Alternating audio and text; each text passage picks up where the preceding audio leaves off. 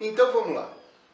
Dando continuidade à nossa proposta de fornecer algumas informações como uma introdução ao ativismo quântico de Dr. Amit Goswami, agora nós vamos fazer uma análise do básico.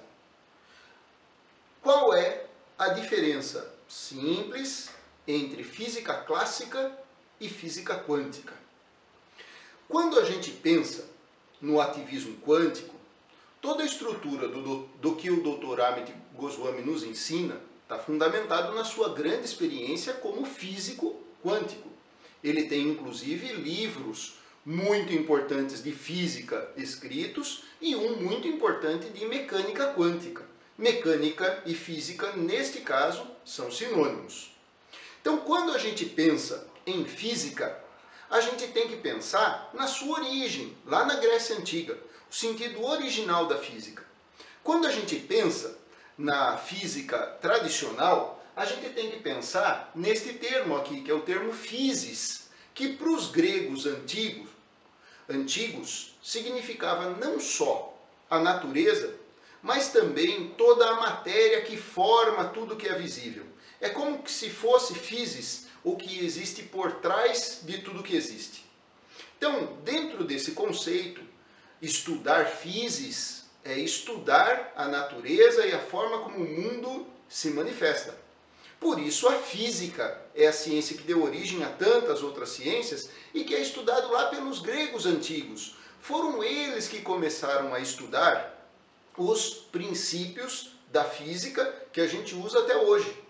E muitos pensadores colaboraram para a construção dessa teoria geral da física, desse paradigma tradicional que fundamenta a vida nossa e criou todos os recursos tecnológicos que a gente tem hoje, por exemplo.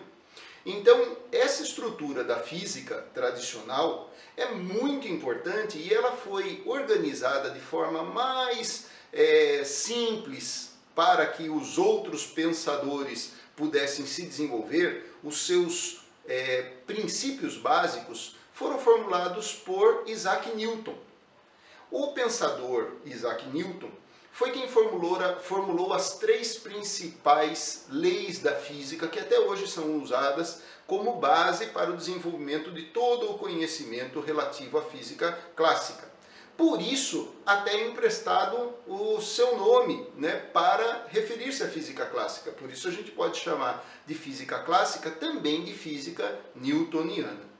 Muito bem. Foi dentro desse contexto que surgiu Einstein e vários outros pensadores, como por exemplo Max Planck, um alemão que ao pesquisar a estrutura dos átomos, percebeu que um elétron, quando ele saltava de uma órbita para outra em volta do núcleo do átomo, ele percebeu que ele emitia uma pequena quantidade de energia.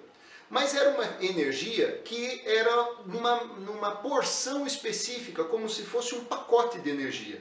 E foi daí que veio o termo quanta, que significa um pacote, uma quantidade específica de energia do nosso sentido ainda atual. Por isso, quando a gente fala em física quântica, nós estamos nos referindo a Max Planck, que originou o termo, e todos os outros pensadores depois dele, que continuaram desenvolvendo a análise dessa nova forma de perceber a física que envolvia as partículas subatômicas, não as macropartículas, essas que estão nesse mundo que a gente consegue ver. Mas nesse momento eles estão estudando as partículas que estão dentro do átomo. Então, neste momento, quando a gente fala de todos os princípios da física quântica, nós estamos nos referindo principalmente a um elétron.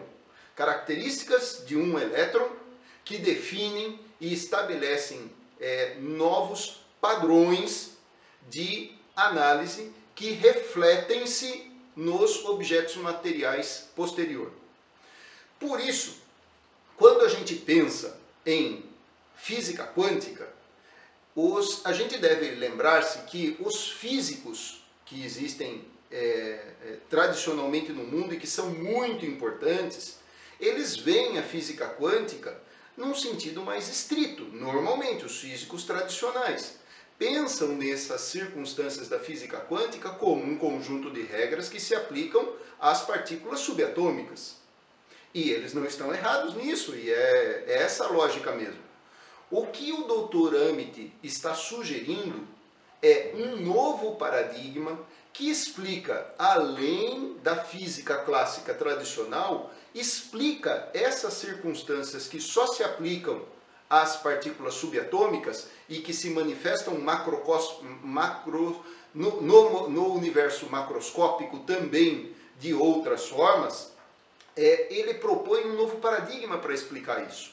E é esse o nosso propósito aqui.